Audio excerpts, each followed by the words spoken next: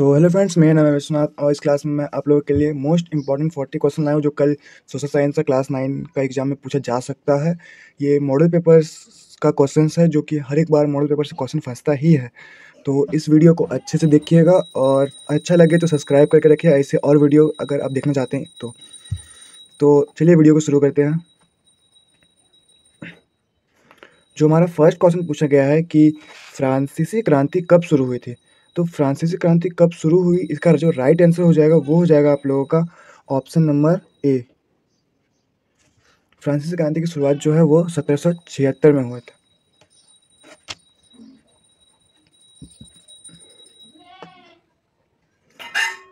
फ्रांसीसी क्रांति में बूर्जा शब्द का क्या अर्थ है? बूर्जा शब्द का क्या अर्थ है? तो इसका जो राइट आंसर हो जाएगा वो हो जाएगा ऑप्शन नंबर सी, मध्यम वर्ग। इसका जो राइट आंसर है वो ऑप्शन नंबर बी है, मध्यम वर्ग। क्वेश्चन नंबर 3 है कि कट्टरपंथी जैकोबिन्स ने किस राजनीतिक क्लब की स्थापना की? जैकोबिन्स ने किस राजनीतिक क्लब की स्थापना की? तो इसका जो राइट आंसर हो जाएगा वो हो जाएगा ऑप्शन नंबर 3, रूढ़िवादी।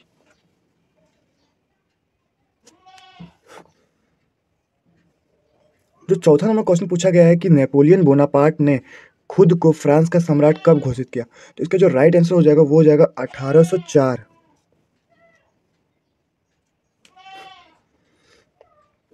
और पांचवा नंबर है कि होलोकास्ट किससे संबंधित है? होलोकास्ट किससे संबंधित है? तो इसका जो राइट आंसर हो जाएगा वो हो जाएगा ऑप्शन नंबर डी, द्वितीय विश्व युद्ध।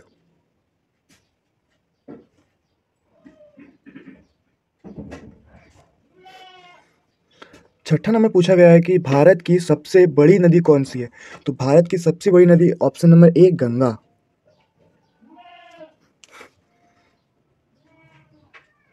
जो सातवां नंबर क्वेश्चन है हमारा, उसमें पूछा गया है कि भारत की अक्षांशीय सीमा कितनी है? तो भारत का अक्षांशीय सीमा कितना है ये पूछा जा रहा है। तो इसका जो राइट आंसर हो जाएगा वो हो जाएगा ऑप्शन नंबर ए।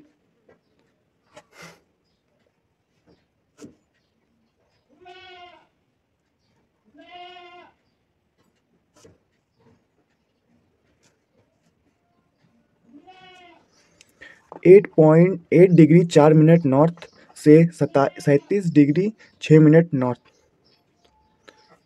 अब जो आठवां नंबर क्वेश्चन है कि भारत की सबसे उत्तरी पर्वत श्रृंखला कौन सी है? भारत की उत्तरी पर्वत श्रृंखला के बारे में पूछा जा रहा है, तो वो हो जाएगा ऑप्शन नंबर सी, हिमालय। हमारे उत्तर में जो है हिमालय की पर्वत श्रृंखलाएं हैं। ऑप्शन नंबर सी हो जाएगा राइट आंसर। क्वेश्चन नंबर 9 पूछा जा रहा है कि कपास उगाने के लिए कौन सी मिट्टी सबसे उपयुक्त होती है? कपास उगाने के लिए कौन सी मिट्टी सबसे उपयुक्त होती है? तो इसका जो राइट आंसर है वो हो जाएगा ऑप्शन नंबर सी, काली मिट्टी।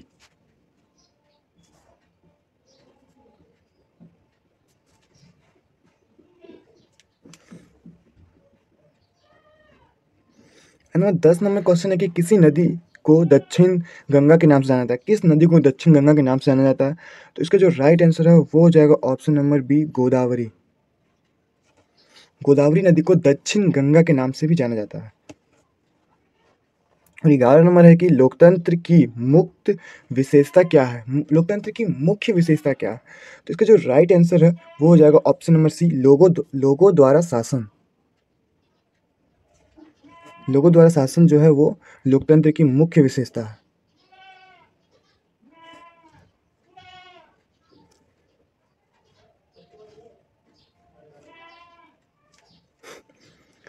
अब जो 12 नंबर क्वेश्चन पूछा गया है कि ऐसी प्रणाली के लिए क्या शब्द इस्तेमाल किया जाता है जहां लोग अपने प्रतिनिधियों का चुनाव करते हैं? तो उसका जो राइट आंसर है वो ऑप्शन हो जाएगा बी, लोकतंत्र।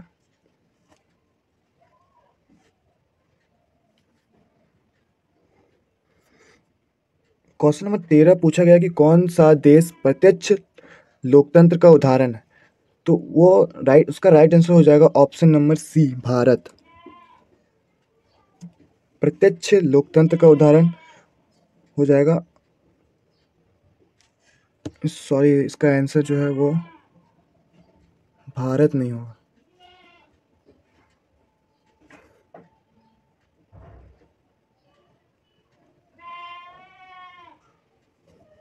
इसका राइट आंसर हो जाएगा ऑप्शन नंबर डी, स्विट्जरलैंड। इन भारत संविधान कब अपनाया गया था? तो भारत का जो संविधान अपनाया कब गया था ये पूछा गया, तो इसका जो राइट आंसर है वो हो जाएगा 26 जनवरी 1950। 14 का हो जाएगा ऑप्शन नंबर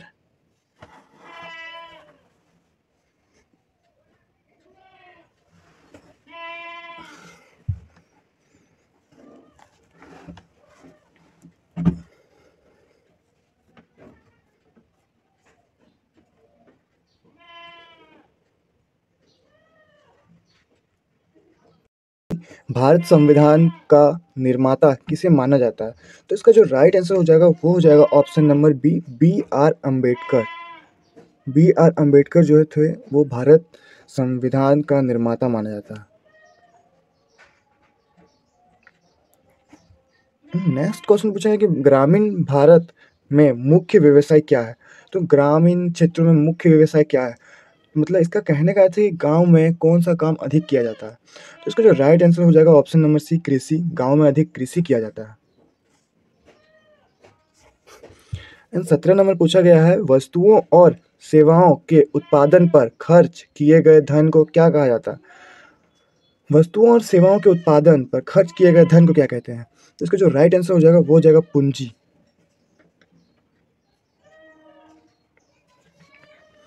18 नंबर क्वेश्चन पूछ रहा है कि किस क्षेत्र को प्राथमिक क्षेत्र के रूप में जाना जाता है? प्राथमिक क्षेत्र के रूप में किसे जाना जाता है? तो इसका जो राइट आंसर हो जाएगा ऑप्शन नंबर ए, कृषि। कृषि को प्राथमिक क्षेत्र के अंतर्गत रखा जाता है, द्वितीयक क्षेत्र के अंतर्गत विनिर्माण को रखा जाता है और तृतीयक क्षेत्र के अंतर्गत जो है वो सेवा को रखा जाता है। और निर्माण जो है वो निर्माण द्वितीयक में भी आता है। द्वितीयक में निर्माण वस्तुओं का विनिर्माण किया जाता है।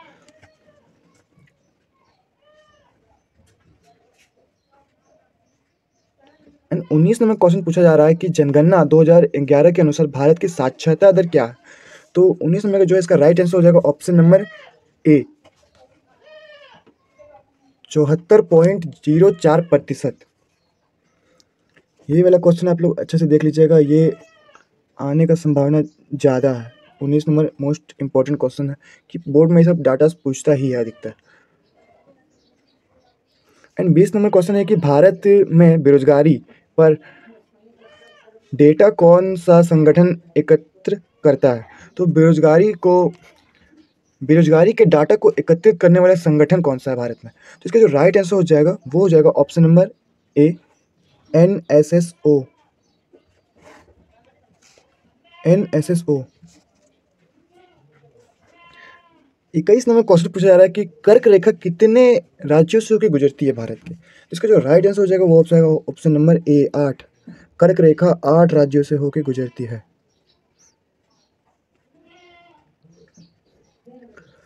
और नेक्स्ट क्वेश्चन है, हरित क्रांति का मुख्य उद्देश्य क्या था? तो हरित क्रांति का मुख्य उद्देश्य जो है वो था कृषि उत्पादन बढ़ाना। तो इसका जो राइट आंसर हो जाएगा ऑप्शन नंबर डी, कृषि उत्पादन बढ़ाना। एंड नेक्स्ट क्वेश्चन है कि कौन सा मौलिक अधिकार कानून के समक्ष समानता सुनिश्चित कराता है?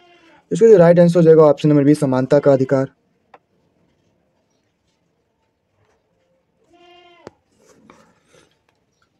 नेक्स्ट क्वेश्चन है कि उन संसाधनों के लिए क्या शब्द है जिनकी पुनः पूर्ति की जा सकती है?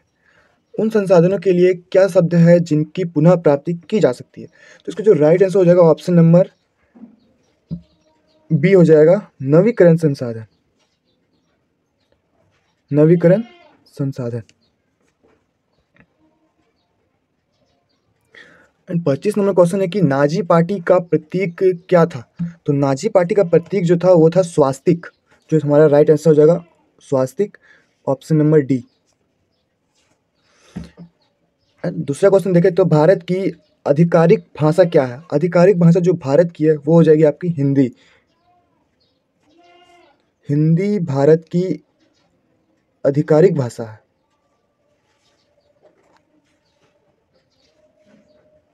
नेक्स्ट क्वेश्चन है कि किसी घटना को प्रथम विश्व युद्ध की शुरुआत मानी जाती है? किस घटना को प्रथम विश्व युद्ध की शुरुआत मानी जाती है?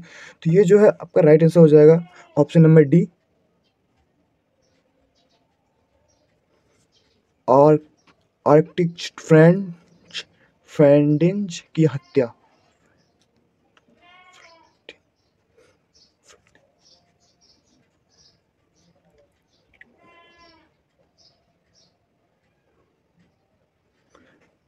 मिट्टी की कौन सी परत सबसे उपजाऊ होती है? तो मिट्टी की सबसे उपजाऊ परत जो है, इसका राइट आंसर हो जाएगा ऊपरी मिट्टी। एंड नेक्स्ट क्वेश्चन है कि भारत में कानूनों के कार्यान्वयन के लिए कौन जिम्मेदार है? मतलब कानूनों का पालन को लागू करने के लिए कौन जिम्मेदार है? तो वो हो जाएगा न्यायपालिका, ऑप्शन नंबर ए। 30 नंबर क्वेश्चन पूछा गया कि ग्रामीण क्षेत्रों में ऊर्जा का प्राथमिक स्रोत क्या है? तो ग्रामीण क्षेत्रों में ऊर्जा का प्राथमिक स्रोत जो है, इसका राइट आंसर हो जाएगा आपका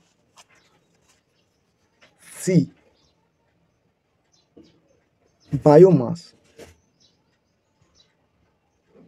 सॉरी, एक क्वेश्चन गलत हो चुका है। इसका जो 29 का जो क्वेश्चन का आंसर होगा वो हो जाएगा आप लोगों का कार्यपालिका। जिम्मेदार पूछा गया कि कानूनों को कौन कार्यों को देखता है, कानूनों को कौन लागू करवाता है? कानून बनाने का कार्य जो है वो न्यायपालिका के पास है, लेकिन लागू करने का अधिकार जो है वो कार्यपालिका का पास है। इसका राइट आंसर जो 29 का राइट आंसर हो जाएगा आपका कार्यपालिका।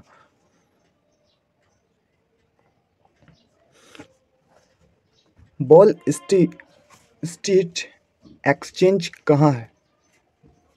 वॉल स्ट्रीट एक्सचेंज कहाँ पे है? इसका जो राइट आंसर है वो हो जाएगा 31 का हो जाएगा आपका ऑप्शन नंबर ए, अमेरिका। 32 में पूछा गया है कि संयुक्त राज्य अमेरिका में श्वेतवासियों द्वारा खेती की कौन सी विधि अपनाई गई थी? तो इसका जो राइट आंसर है वो हो जाएगा ऑप्शन नंबर सी, गहन कृषि।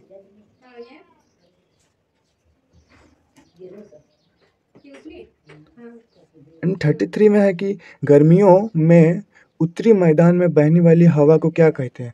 तो गर्मियों के दिनों में जो उत्तरी मैदान में हवा को बहती है तो उसे लू कहते हैं।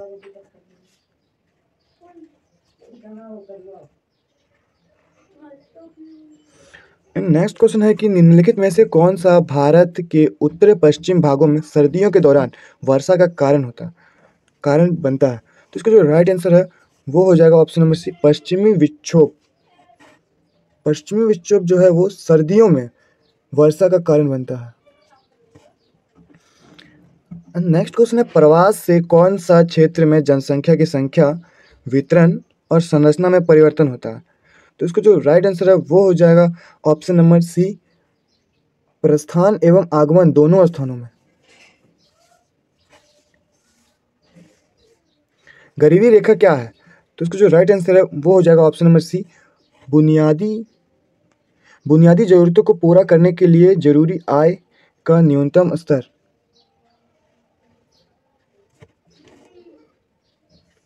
निम्नलिखित में से कौन संविधान सभा के सदस्य नहीं थे?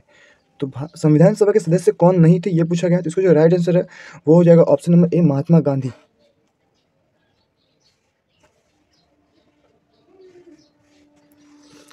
नेक्स्ट क्वेश्चन, दक्षिण अफ्रीका में रंग भेद का मतलब था? तो जो दक्षिण अफ्रीका में रंग भेद था काले और गोरों के बीच, तो इसका जो राइट आंसर हो जाएगा वो हो जाएगा ऑप्शन नंबर सी, जाति।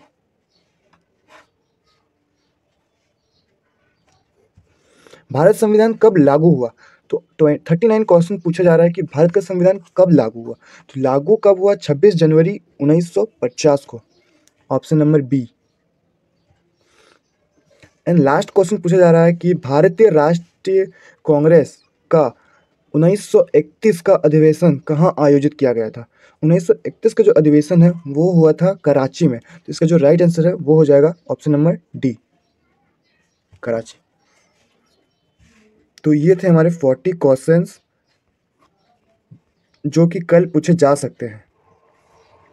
तो वीडियो अगर अच्छा लगा हो तो लाइक कीजिएगा और सब्सक्राइब कीजिएगा ऐसे और वीडियो देखने के लिए। Thank you for video watching.